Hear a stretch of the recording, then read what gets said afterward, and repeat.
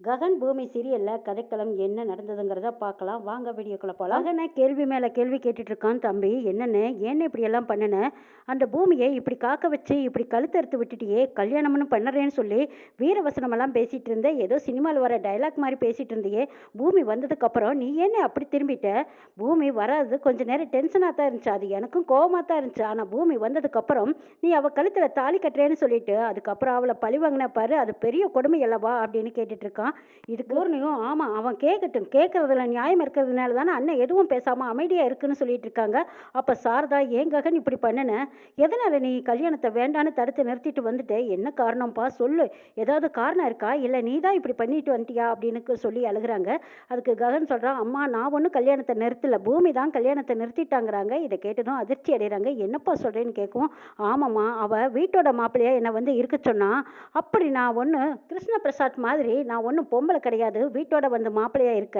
எனக்கும் மானம் ரோசம் கௌரவம்னு ஒன்று இருக்கு, அதை கண்டு தான் நான் வருவேனே தவிர சொல்லுக்கெல்லாம் நான் இழுத்த இழுப்புக்கு வரமாட்டேன்னு சொல்லிட்டு வந்துட்டேம்மாங்கிறாங்க ககன். இதை கேட்டு சாரதாவும் என்னப்பா இப்படி ஆயிப்போச்சு, பூமியா இப்படி சொன்னா அப்படின்னு சொல்லி அழுகுறாங்க. சரத்சந்திரா பூமி கிட்ட சொல்றாங்க, இதை பார் பூமி, அவனை பத்தி எனக்கு நல்லா தெரியும், அவன் உன்னை கல்யாணம் பண்ணிக்க மாட்டான்னு தெரியும். ஆனா நீ அவனை புரிஞ்சுக்கணுங்கிறதுக்காகத்தான் நானும் பொறுமையா இருந்தேன். அவனை விட்டுத்தள்ளமா, அவனை விட நல்ல மாப்பிள்ளையா நான் அவனுக்கு கொண்டு வந்து சேர்த்துறேன். நீ கல்யாணம் பண்ணிக்கிட்டு சந்தோஷமா இரு. காதல் முக்கியம் கிடையாது, வாழ்க்கை தாமா முக்கியம். டஸ்ட்பினை தூக்கி கோபுரத்துலையும் அந்த சாமி படத்துக்கு முன்னாடியும் வச்சா அது நிற்குமா? நிற்காதல்ல. அதே மாதிரி தான் அந்த ககன் ஒரு குப்பை, அவனை தூக்கி போடுங்கிறாங்க சரத்சந்திரா. அபூர்வா கிருஷ்ண பிரசாத் கிட்ட சொல்றாங்க, என்னங்க நீங்க உங்களோட நல்ல மனசை புரிஞ்சுக்க முடியாத அளவுக்கு பூமி என்ன ஒன்றும் தெரியாதவள என்ன, எல்லாம் தெரிஞ்சவதானே. உங்க நல்ல மனசை அவளும் புரிஞ்சுக்கிட்டு வேறொரு மாப்பிள்ளைக்கு சம்மதம் சொல்லுவா, பொறுமையா காத்துருங்கிறாங்க. இங்க பூமி எதுவும் பேசாம அமைதியா பல்ல கடிச்சிட்டு உட்காந்துருக்காங்க. மீரா சாரதாவுக்கும் என் புருஷனுக்கும் டிவோர்ஸ் பத்திரத்தில் கையெழுத்து வாங்கினோம்ல, அந்த பத்திரத்தை காணான்னு சொல்லிக்கிட்டு இருக்காங்க. அங்கே மருதாணி வந்து, என்ன மீரா இப்படி பேசிகிட்டு இருக்க, நீ தானே அந்த காயத்தை பத்திரமா வாங்கி சூட்கேஸில் வச்ச, நீ வச்ச காகிதம் எங்கே போயிருக்கோம், அங்கே தான் இருக்குது, நல்லா பாருங்கிறாங்க. ஐயோ அது காணான்னு சொல்கிற அளவுக்கு எனக்கு என்ன பைத்தியமா, வச்ச காயத்தை வச்ச இடத்துல இல்லையே அப்படின்னு சொல்லியாவது மறைச்சு வச்சிருப்பேன், தேடி பாருங்கிறாங்க. எதுவும் மறைச்சு வச்சிருப்பாளா? மறைச்சு வைக்கிற அளவுக்கு அதில் அப்படி என்ன இருக்குது? அவள் என்ன மறைச்சு வைக்கிறதுக்கு, அவள் அதில் என்ன இருக்கு, சின்ன குழந்தையா அவள் அப்படியெல்லாம் வச்சிருக்க வாய்ப்பில்லைன்னு சொல்கிறாங்க கிருஷ்ண பிரசாத். அப்போ அபூர்வா சொல்கிறாங்க, இல்லை மாமா அது எங்கேயாவது தொலைச்சிடுவான்னு நான் தான் ஒரு ஓரமாக பார்த்து பத்திரமா பாதுகாப்பாக வையின்னு நான் சொன்னேங்கிறாங்க அபூர்வா. உன் சித்தி தான் எங்கேயோ தொலைச்சிட்டாங்க போல இருக்குங்கிறாங்க. அப்போ மருதாணி சித்தி சொல்கிறாங்க, இல்லை நான் பத்திரமா தான் வச்சேன், இது எங்கே போச்சுன்னு எனக்கு தெரியாதுங்கிறாங்க. அப்போ அபூர்வா சந்தேகப்பட்டு சொல்கிறாங்க, ஒருவேளை கிருஷ்ண பிரசாத் தான் அதை எடுத்துருப்பாருன்னு சொல்லி அபூர்வா சந்தேகப்பட்டு கிருஷ்ண பிரசாத்தை கேட்க சொல்கிறாங்க. கிருஷ்ண பிரசாத் அதை பற்றி எனக்கு எதுவுமே தெரியாது, அப்படின்னு என்ன எனக்கு இருந்திருந்தா நான் எதுக்கு கையெழுத்து போட்டு கொடுக்குறேன், நான் தற்கொலை வரைக்கும் போயிருக்க மாட்டேனே அப்படின்னு எல்லாம் சொல்லிட்டு போயிடுறாங்க. சரத்சந்திராவும் கிருஷ்ண பிரசாத் சொல்கிறதையும் நியாயம் இருக்கு, அவன் எடுக்க வாய்ப்பே இல்லை, வேறு யாரோதோ அதை பார்த்து எடுத்து வச்சுட்டாங்கன்னு சொல்லி சந்தேகப்பட்டு இருக்காங்க. யாரா இருக்குன்னு தெரியலையே அப்படின்னு எல்லாரும் குழப்பத்தோடு இருக்கும்போது அங்கே பூமி பழசை நினச்சி பார்க்குறாங்க. தான் தானே அந்த பேப்பரை தேடி எடுத்து அதை நெருப்பில் எரிய வச்சோம், அத்தியோட குங்குமத்தை அழிச்சு ஏன் நெத்தியில் குங்குமம் வைக்கணுங்கிற அவசியம் கிடையாதுன்னு நினச்ச பூமி, இந்த கல்யாணமே நின்னாலும் பரவாயில்ல, அத்தை குங்குமம் அழியக்கூடாதுன்னு நினச்சிருக்காங்க.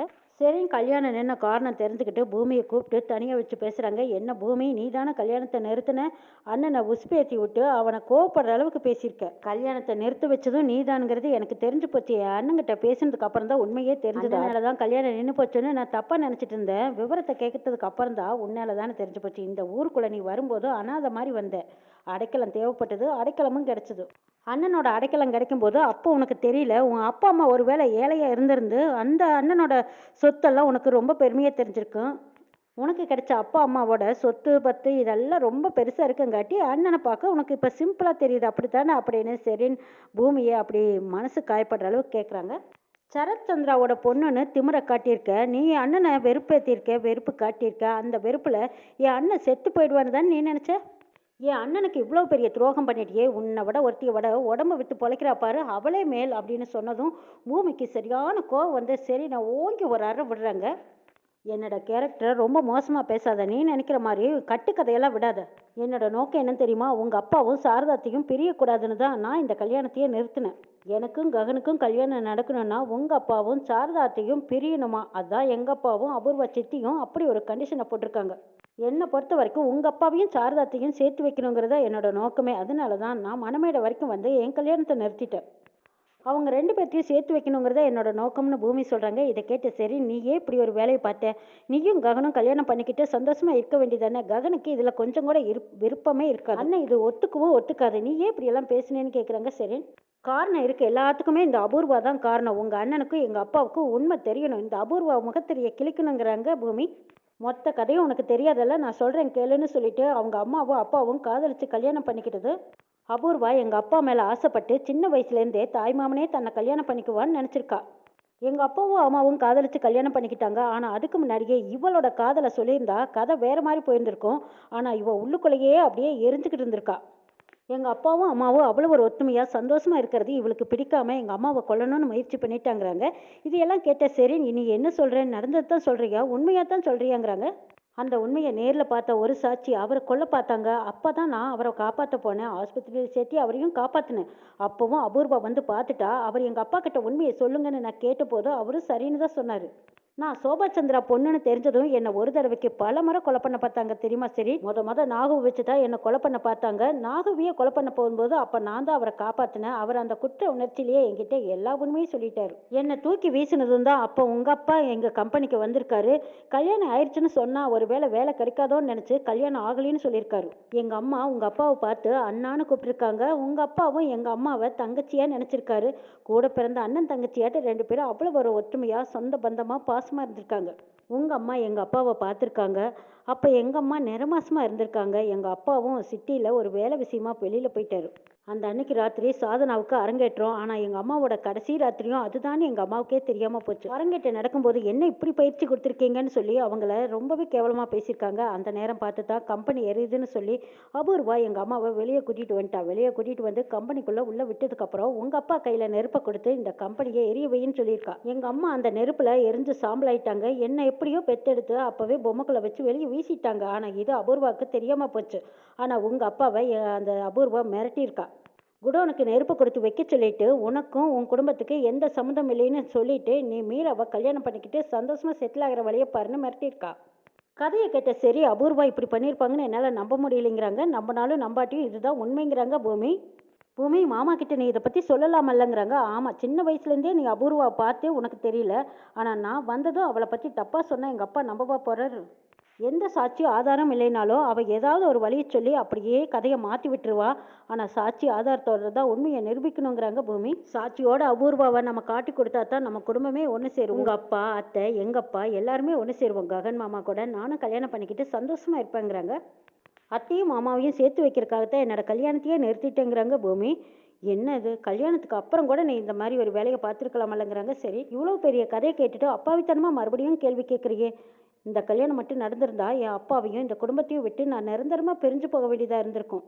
எங்கள் அப்பா மனப்பூர்வமான சம்மதத்தோடு தான் உங்கள் அண்ணனுக்கு கல்யாணம் பண்ணி வைக்கணுங்கிறது என்னோட ஆசை.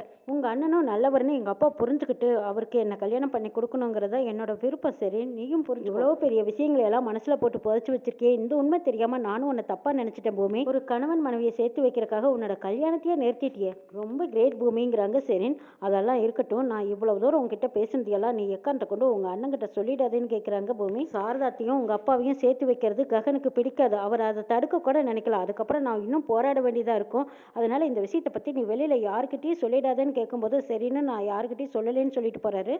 கதையெல்லாம் சரின்னு கிட்ட சொல்லிட்டு திரும்ப பூமி நடந்ததையெல்லாம் நினச்சி பார்த்து அழுதுட்டு இருக்காங்க. இந்த பக்கம் ககனும் பூமியை கல்யாணம் பண்ணிக்க போகும்போது அப்போ தாலியை கொண்டு கழுத்தில் வச்சுட்டு அதுக்கப்புறம் இந்த கல்யாணமே வேண்டாம், பூமி கேட்ட கேள்வி எனக்கு பிடிக்கல அப்படின்னு சொல்லிட்டு ககன் கல்யாணம் வேண்டான்னு சொல்லிட்டு வருது. இதெல்லாம் நினச்சி பூமியை நினச்சி அழுதுட்டு இருக்காங்க. அபூர்வா கோபத்தில் இருக்காங்க. அங்கே மருதாணி சித்தி ஏதோ சாப்பிட்ற கொண்டு வந்து கொடுக்குறாங்க. தங்க மாதிரி 2 விஷயம் கை நழுவி போயிடுச்சேன்னு நானே கவலையில் இருக்கேன். நீ என்னடானா அதை தின்னு இதை தின்னு கொண்டு வந்து கொடுக்குறியா, உனக்கு கொஞ்சம் கூட அறிவே இல்லையா சித்தின்னு திட்டுறாங்க. சாரதா ஜேபி கொடுத்த அந்த டைவர்ஸ் பேப்பரை பார்த்து நினச்சி அழுது உருகுவான்னு பார்த்தேன்.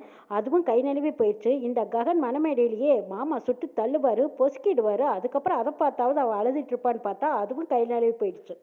வயிறு எரிஞ்சு என்ன பிரயோஜனம், மனசு கொதிச்சு என்ன பிரயோஜனம், அது வெந்தனைக்கு கூட வேக வைக்க முடியாது. இதை பாரு அபூர்வாமிக்கு சப்போர்ட் பண்ணிட்டு இருந்தா அந்த ககனே ஒதுங்கி போயிட்டான்ல. இனிமேல் பூமியை நீ என்ன பண்ணனாலும் யார் ஏன்னு கேட்க மாட்டாங்க. அவன் வரமாட்டான். ஆனால் ஒரே வாரத்தில் இந்த பூமிக்கு கல்யாணம் பண்ணி வைக்கிறேன்னு மாமா வேற சபதம் போட்டிருக்காரு. இப்போ என்ன பண்ணுறதுங்கிறாங்க அபூர்வா. ஆமாம்மா, வேற எவனோ வந்து அப்படியே இந்த கழுகு கோழி கொஞ்சம் தூக்கிட்டு போகிற மாதிரியெல்லாம் இந்த பூமியை தூக்கிட்டு போயிடுவான். பூமியை தூக்கிக்கிட்டு எல்லா சொத்தையும் வேற தூக்கிட்டு போயிடுவானே. நம்ம கோவிந்தா கோவிந்தான்னு பாட வேண்டியதானுங்கிறாங்க மருதாணி. இதையெல்லாம் பார்த்துட்டு இருக்கிற அபூர்வா, என்ன பேச்சு பேசிகிட்டு இருக்க, சொத்தை மட்டும் விட மாட்டேங்கிறாங்க. சித்தி, நீ நினைக்கிற மாதிரியெல்லாம் எதுவும் நடக்காது. இந்த சொத்தை என் கைவிட்டு போக நான் விட மாட்டேன். பூமியை எவனுமே கல்யாணம் பண்ணிக்க நான் விட மாட்டேங்கிறாங்க அபூர்வா. அவளை யாரும் கல்யாணம் பண்ணிக்கிறதுக்கு மட்டும் நான் விடவே மாட்டேன். அவளை என் காலுக்கு கீழே இருக்கிற செருப்பு மாதிரியும் செருப்புக்கு கீழே இருக்கிற எறும்பு மாதிரியும் அவளை மிதிச்சு நான் காலடியில் வச்சிருப்பேங்கிறாங்க. அடுத்த நாள் காலையில் கிருஷ்ணபிரசாத் அவசரமாக ஆஃபீஸ் கிளம்பிக்கிட்டு இருக்காங்க. அங்கே சரத் சந்திரா வர்றாரு. என்ன ஜேபி, இன்னைக்கு உனக்கு விஷயம் தெரியாதா? பூமியை பொண்ணு பார்க்க வர்றாங்கங்கிறாங்க. எது பொண்ணு பார்க்க வர்றாங்களா அப்படின்னு கேட்கும்போது, ஆமாம், நான் தான் ஒரே வாரத்தில் பூமிக்கு கல்யாணம் பண்ணி வைப்பேன்னு சவாலாக விட்டுட்டு வந்தேன்ல, அதை நினச்சிட்டு இருந்ததா அபூர்வா இன்னைக்கு இப்படி ஒரு நல்ல ஏற்பாட்டை பண்ணியிருக்கா. இங்கே இருக்கிறவங்களுக்கும் அபூர்வாவுக்கும் வித்தியாசங்கிறாரு. பூமிக்கு இந்த கல்யாணத்தில் விருப்பம் இருக்கான்னு நீங்கள் கேட்கலாமலன்னு கேட்குறாங்க ஜேபி. அவகிட்ட என்னத்தை கேட்குறது? அவள் இஷ்டப்படி தான் கல்யாணத்தை பண்ணலான்னு பார்த்தோம். அதான் ககனுக்கும் பூமிக்கும் கல்யாணம் நடக்காமல் போயிடுச்சே. இதுக்கப்புறமும் இன்னும் ஏன் அவகிட்ட கேட்கணும்? அபூர்வா பூமியை ரெடி பண்ணிட்டு இருக்கா. இப்போ மாப்பிள்ளை வீட்டுக்காரங்க வந்துருவாங்க, அபூர்வா பூமியை கூட்டிட்டு வருவா அப்படின்னு சொல்லிட்டு இருக்காங்க. இதை கேட்ட ஜேபினால ஏற்றுக்கவே முடியல. நம்ம வீட்டு பையன் சரிதான்னு சொல்லிடுறாங்க. இதுக்கப்புறம் கிருஷ்ண பிரசாத்னால எதுவும் பேச முடியல. இது வேண்டவே வேண்டான்னு சொன்னாலும் கேட்குற மாதிரி தெரியல. ஆனால் மீரா அபூர்வா பேச்சுக்கு கட்டுப்பட்டு சரின்னு சம்மதிக்க வேண்டிய ஒரு சூழ்நிலையில் அமைஞ்சிருது. இங்கே சரின்னுக்கு இந்த விஷயம் தெரியல. பூமியும் இவர் தான் மாப்பிள்ளைன்னு தெரியாமையே அவங்களும் வந்து முன்னாடி உட்காடுறாங்க. சரின்னு மாப்பிள்ளையை வர குறை வச்சு அவங்களுக்கு காப்பி டீ எல்லாம் கொடுத்துட்டு இருக்காங்க. என்ன நடக்குது இங்கேன்னு ஒன்றுமே புரியல. ஆனால் நிச்சயதார்த்தம் ஆயிடுச்சு, நிச்சயம் முடிஞ்சது, சரிக்கும் பூமிக்கும் தான் கல்யாணம் அப்படிங்கிற விஷயம் நம்ம சாரதாவுக்கு தெரிய வருது. சாரதா இதை ககன் கிட்ட சொல்றாங்க. சரத் சந்திரா சவால் விட்ட மாதிரியே நடக்குது. பூமிக்கு இதுதானே வேணும், அவங்க அப்பா முன்னாடியே அவளும் புருஷன் கூட வாழ்ந்து காட்டட்டும்.